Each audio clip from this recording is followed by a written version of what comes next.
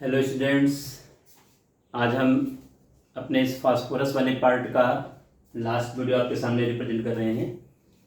इसमें देखिए फास्फोरस के हैलाइड्स का डिस्कशन स्पेशली हमें करना है। हैलाइड्स ऑफ फास्फोरस कभी कभार इससे क्वेश्चंस बन जाते हैं, इसलिए इस पार्ट को भी थोड़ा सा अपने को देखने की ज़रूरत है।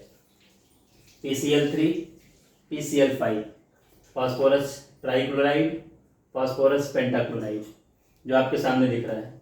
एक तो देखो ये दोनों पॉइंट मैंने प्रिपरेशन के बना रखे हैं। हमारा जो वाइट फास्फोरस जो सबसे ज़्यादा रिएक्टिव फास्फोरस है, ये क्लोरीन के साथ कंबाइंड होकर के देखा जाए 6Cl2 PCl3 का फॉर्मेशन करेगा, और अगर हमारा 10Cl2 है तो PCl5 का फॉर्मेशन होगा। तो फास्फोरस ट्राइक्लोराइड बनाने के लिए और फास्फोरस पेंटाक्लोराइड बनाने के लिए हमें क्लोरीन के अमाउंट को बैलेंस करना पड़ेगा, और ये ट्राई और पेंटा इस वे में बनेगी। फास्फोरस वाइट फास्फोरस का रिएक्शन देखा जाए SOCl2, इसको हम लोग थायोनिल क्लोराइड का नाम देते हैं इस वाले केस में। अब ये देखा जाए PCl3 का फॉर्मेशन कर रहा, साथ में SO2 और H2Cl सल्फर मोनोक्लोराइड ये है। और यहाँ पर देखा जाए SO2Cl2 का यूज किया गया स्पेशली, और SO2Cl2 को हम लोग देखा जाए सल्फ्यूरिल क्लोराइड का नाम देते हैं। ये थायोनिल क्लोराइड है, ध्यान रखना, THIONYL थायोनिल क्लोराइड। कभी कभार अपने कंफ्यूजन होता है थायोनिल क्लोराइड और सल्फ्यूरिल क्लोराइड में। SOCl2 थायोनिल है और SO2Cl2 सल्फ्यूरिल है, SULPHURYL सल्फ्यूरिल क्लोराइड है ये। यहाँ पर देखा जाए दूसरे नंबर पर देखा जाए जो हमारा PCl3 है, ये लिक्विड स्टेट में अवेलेबल है, और PCl5 अपना सॉलिड स्टेट में अवेलेबल है। देखा जाए ये दोनों में ध्यान रखना है। फिजिकल प्रॉपर्टी में ज़्यादा कुछ अपने को नहीं दिमाग लगाना है, लेकिन इतना जरूर है कि PCl3 ये देखा जाए अपने को लिक्विड स्टेट में अपने को अवेलेबल है मिलेगा, और PCl5 अपने को सॉलिड स्टेट में अवेलेबल मिलेगा। कुछ इसके रिएक्शंस की बात हम लोग जरूर कर लेते हैं। यहाँ पर देखो अब हम लोग प्रॉपर्टीज़ वाले पार्ट की तरफ बढ़ते हैं। यहाँ पर जो अपना SOCl2 है, ये जो PCl3 है, ये जो PCl3 अगर इसका मॉइस्चर के साथ रिएक्शन करा दिया जाए, मतलब इसको मॉइस्चर मिल जाए, तो यहाँ पर देखो H3PO3 का फॉर्मेशन कर लेगा और 3HCl। तो जो HCl है यही फ्यूम के फॉर्म में निकलता रहता है। तो PCl3 मॉइस्चर के प्रेजेंस में कांस्टेंट फ्यूम क्रिएट करता है। तो कांस्टेंट फ्यूम बन कहाँ से रही है? PCl3 मॉइस्चर से रिएक्ट करके देखो H3PO3 यहाँ पर आर्थोफॉस्फोरस एसिड है, और साथ में HCl गैस, और HCl गैस जो बनती है यही फ्यूम क्रिएट करती है। यही सेम कंडीशन अगर हम यहाँ पर देखो लेकर के चलें, स्पेशली PCl5 को लेकर के चलें, और यहाँ पर हमारा 4H2O, इस केस में देखो H3PO4 का फॉर्मेशन हो जाएगा इस वाले केस में यहाँ पर, और साथ में देखा जाए H3PO4 और यहाँ पर HCl का फॉर्मेशन, स्पेशली 5HCl का फॉर्मेशन हो जाएगा। यहाँ पर 5HCl हमारे सामने देखो लिबरेट हो जाएगा। तो जैसे यहाँ पर PCl3 मॉइस्चर के साथ रिएक्शन करके H3PO3 दे रहा है, वैसे ये H3PO4 का फॉर्मेशन कर रहा है। तो बिल्कुल एक नॉर्मल केस में आपको ध्यान में रखने की जरूरत है। अगले स्टेप में देखो हम आना चाहेंगे, स्पेशली अगर हम इसका रिएक्शन SO3 से करा दें, PCl3 और इसका रिएक्शन SO3 से करा दें, सल्फर ट्राईऑक्साइड से करा दें, तो इस केस में देखा जाए इसका जो फॉर्मेशन है POCl3 और SO2 का फॉर्मेशन हो जाएगा, POCl3 और SO2 का फॉर्मेशन हो जाएगा। अब यहाँ पर POCl3 देखा जाए ये फॉस्फोरिल क्लोराइड है। यही सेम कंडीशन अगर हम यहाँ पर लेकर के चलें PCl5 और इसका रिएक्शन अगर हम इस वाले केस में देखा जाए हम लोगों ने SO2 सेलेक्ट कर रखा है, तो यहाँ पर भी देखो ये POCl3 का फॉर्मेशन कर लेगा, और यहाँ पर SO2Cl2 का फॉर्मेशन कर देगा। मेरे कहने का पर्पज ये है। तो अपने को यहाँ पर यहाँ पर SOCl2 का फॉर्मेशन करेगा। तो अपने को इन सब पॉइंट को थोड़ा सा ध्यान में रखने की जरूरत है। अगर हम POCl3 यहाँ पर बन रहा है स्पेशली यहाँ पर, और SOCl2 का फॉर्मेशन हो रहा है। दो रिएक्शन बहुत इंपॉर्टेंट हैं, स्पेशली देखा जाए जब हम PCl3 का रिएक्शन C2H5OH से कराते हैं, तो ये पूरा का पूरा जो OH ग्रुप है ये देखो क्लोरीन से अलग हो जाएगा।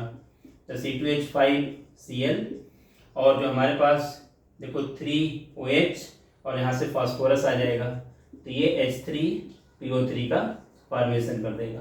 मतलब जितने भी कंपाउंड जिनमें OH ग्रुप होता है तो OH ग्रुप बड़े आसानी से देखा जाए PCl3 के थ्रू रिप्लेस कर दिए जाते हैं। यही कंडीशन देखो यहाँ पर भी हमारी आ सकती है, PCl5 और अगर ये C2H5 OH से रिएक्शन करेगा तो यहाँ पर देखो C2H5Cl plus POCl3 plus HCl। यहाँ पर भी देखा जाए हमारे C2H5 OH का जो OH ग्रुप है देखिए Cl ग्रुप से रिप्लेस हो रहा है। ये सिचुएशन अपने को दिमाग में रखने की जरूरत है। लास्ट में देखा जाए अगर हम PCl5 का रिएक्शन CH3COOH से करा दें, एसिटिक एसिड से करा दें, तो एसिटिक एसिड में भी देखो OH ग्रुप अवेलेबल है, ये OH ग्रुप देखो Cl से रिप्लेस हो जाएगा। तो ये हमारे सामने CH3COCl का फॉर्मेशन कर देगा और 3 मॉलिक्यूल यहाँ पर हम लेके चलेंगे तो फिर वही सेम कंडीशन H3PO3 का फॉर्मेशन हो जाएगा। तो आपको इन सब चीज़ों का ध्यान रखना है। सबसे यहाँ पर देखो सेम रिएक्शन को अगर हम लेके चलें, अगर हम PCl5 को लेके चलेंगे और CH3COOH से रिएक्शन करा देंगे तो यहाँ पर भी CH3COCl plus POCl3 plus HCl का फॉर्मेशन हो जाएगा। तो ये दोनों रिएक्शन देखा जाए ऑर्गेनिक कंपाउंड से रिलेटेड है। अभी ये दोनों रिएक्शन अपने को ऑर्गेनिक में फिर से पढ़ने के लिए मिलेंगे, लेकिन अभी अपने को PCl3 या PCl5 के बारे में ये कुछ सेलेक्टिव चीज़ों को ध्यान में रखने की जरूरत है। अब हम इसकी लास्ट पार्ट स्ट्रक्चर को डिस्कस कर लेते हैं और अपना ये टॉपिक कंप्लीट हो जाता है। स्ट्रक्चर में ध्यान देना है। PCl3 आपको सबको पता है जो इसमें 3 क्लोरीन है, एक लोन पेयर अवेलेबल रहेगा और 3 इसमें बॉन्ड पेयर अवेलेबल रहेंगे। और PCl5 में देखा जाए इसमें 5 क्लोरीन है, ये 5 क्लोरीन होने के नाते ट्राइगोनल बाइपिरामिडल ज्योमेट्री ऑप्ट करेगा और इसमें देखा जाए 3 क्लोरीन हमारे जो हैं एक्सियल पोजीशन पर और 2 इक्वेटोरियल पोजीशन पर जाकर के सेट रहेंगे। एक तरह से इनके स्ट्रक्चर को थोड़ा सा देख लिया जाए, अपना काम इतने से हो जाएगा। देखिए फास्फोरस है, लोन पेयर मैंने शो करा दिया और इसके 3 क्लोरीन देखो मैंने यहाँ पर मेंशन करा दिए। ये हमारा PCl3 का स्ट्रक्चर है। आप लोगों को हमेशा ध्यान रखना है, यहाँ पर जो ये लेंथ आएगी 142 पिकोमीटर की आएगी और जो यहाँ पर एंगल आएगा ये वाला एंगल ये देखा जाए 100.4 डिग्री का आएगा। ये स्ट्रक्चर हमारा PCl5 का है, PCl3 का स्ट्रक्चर है।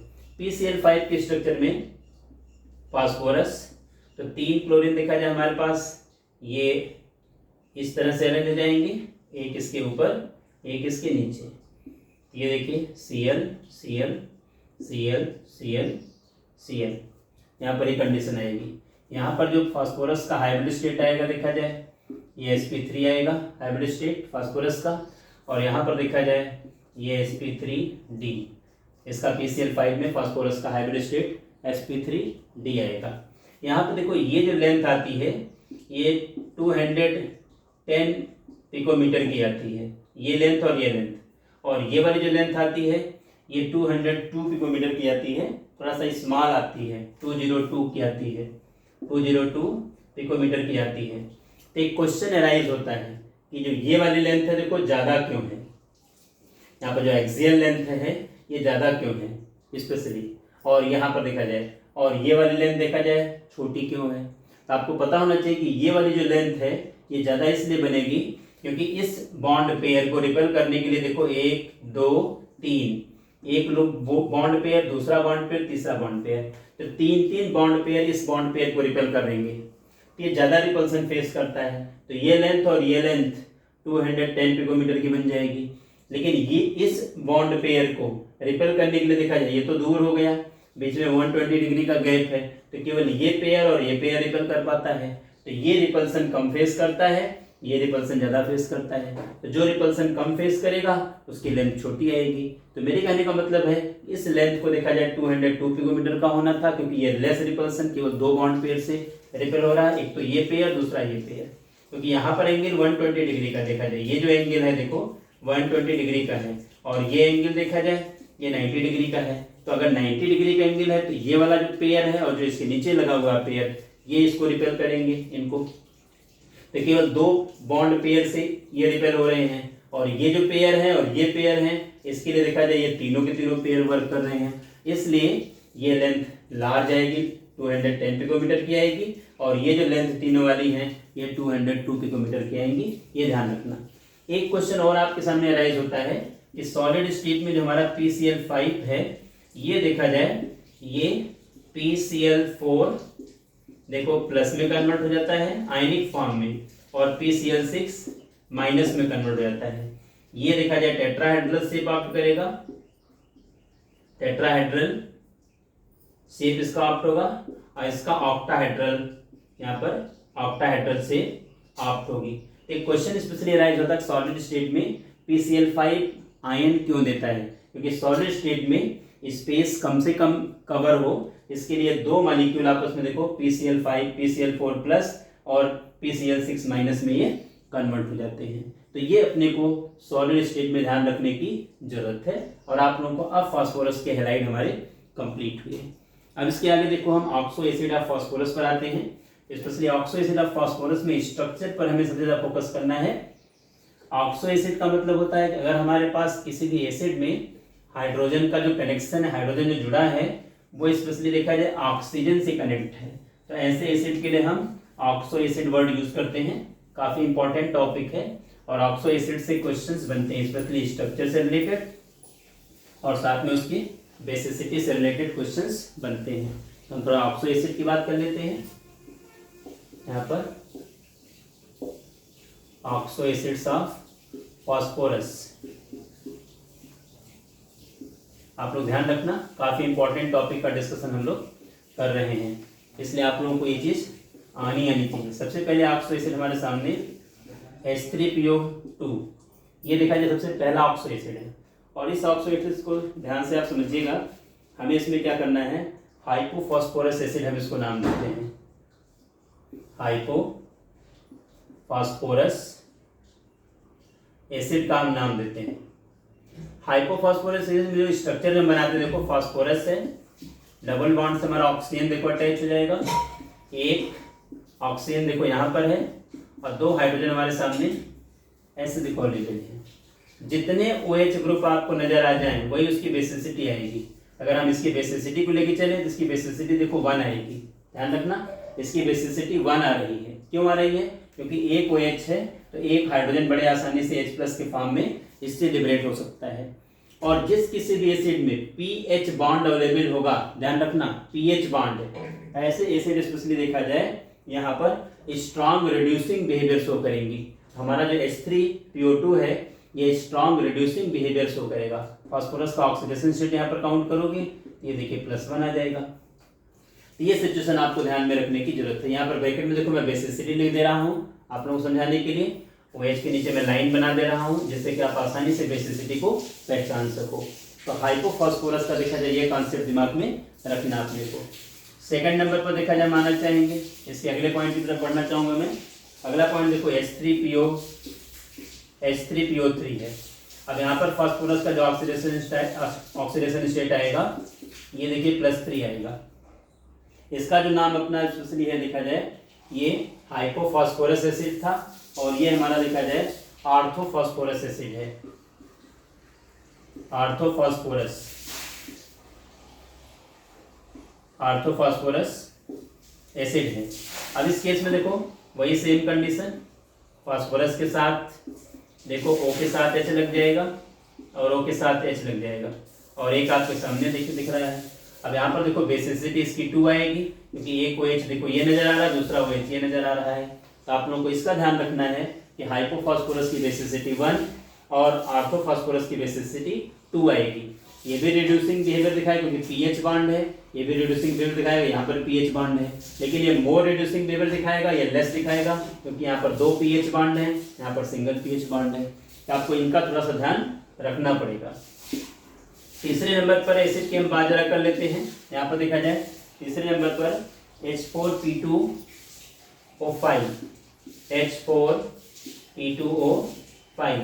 यहाँ पर देखा जाए फास्फोरस का जो ऑक्सीडेशन स्टेट काउंट करोगे ये भी देखो +3 ही काउंट होगा। अब यहाँ पर देखा जाए 2 मॉलिक्यूल अगर इसको मिला दें और एक वाटर मॉलिक्यूल लिबरेट करा दिया जाए तो ये स्ट्रक्चर हमारा क्रिएट होगा। तो आप लोगों को थोड़ा इसका ध्यान रखना है, ये पायरोफॉस्फोरस एसिड है, इसको हम लोग नाम देते हैं पायरोफॉस्फोरस एसिड।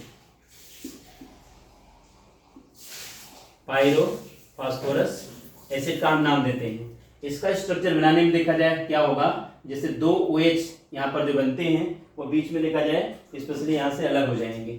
मतलब हमारा जो फास्फोरस है डबल बॉन्ड, एक ऑक्सीजन आ जाएगा एक फास्फोरस, देखो ये कंडीशन आ जाएगी OH और देखिए OH। हमारे पास देखा जाए H4 था और O5, 1 2 3 4 5 5 तो हमारे पास ऑक्सीजन कवर हो गए और एक हाइड्रोजन इसके साथ, एक हाइड्रोजन इसके साथ। अब आपको देखने से लग रहा है कि बेसिसिटी क्या इसकी निकल के आएगी, 2 आएगी, क्योंकि दो OH आपके सामने अवेलेबल है। तो पायरोफॉस्फोरस एसिड की जो बेसिसिटी है ये स्पेशली देखा जाए यहाँ पर 2 नजर आएगी, क्योंकि दो OH आपके सामने नजर आ रहे हैं। तो आपको इसका ध्यान रखना है। किसी पर्टिकुलर देखो जो जितने भी ऑक्सो एसिड हैं इनका स्ट्रक्चर अपने को आना चाहिए और जितने OH हैं उसी बेसिस पर आप उनकी बेसिसिटी की बात कर सकते हो, ये अपने को क्लियर होना चाहिए। और थोड़ा हम आगे चलते हैं। 3 एसिड हमने डिस्कस कर ली, स्ट्रक्चर को सबसे ज़्यादा फोकस करना है स्पेशली, और इनके बेसिसिटी को स्पेशली हमें बहुत ज़्यादा फोकस करना है। इसके आगे देखा जाए हम अगले पॉइंट की तरफ मूव करेंगे, थोड़ा सा इसकी तरफ आगे चलें। देखा जाए 4th पॉइंट की तरफ मैं आऊँ। अगले स्ट्रक्चर में देखा जाए हमारा जो 4th पॉइंट है H4P2O6 है। H4P2O6 ये स्पेशली हाइपोफॉस्फोरिक एसिड है, हाइपोफॉस्फोरिक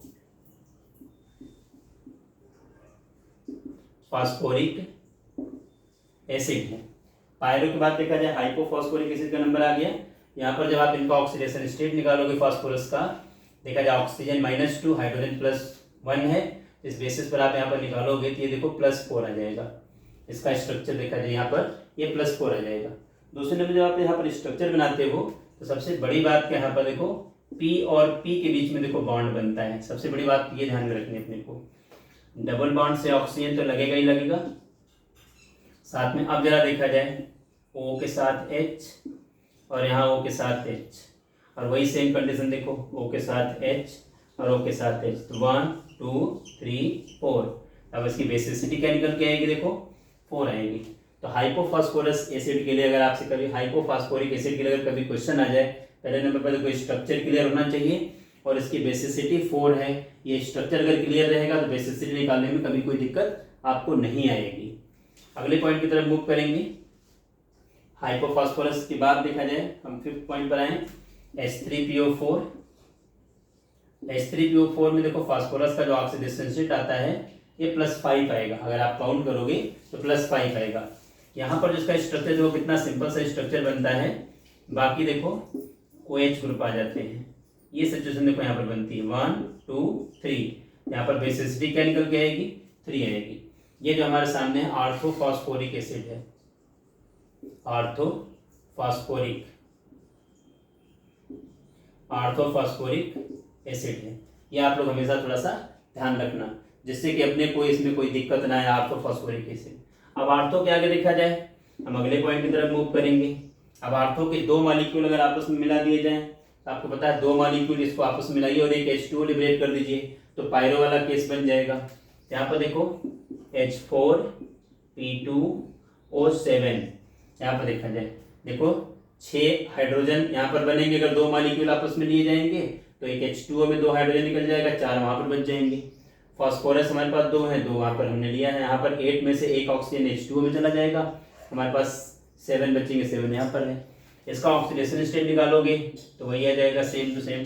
तो जब ऑर्थोफॉस्फोरिक है तो ये पायरोफॉस्फोरिक हो जाएगी, पायरोफॉस्फोरिक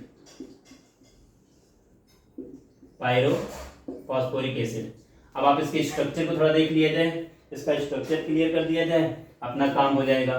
तो phosphorus double bond oxygen, phosphorus double bond.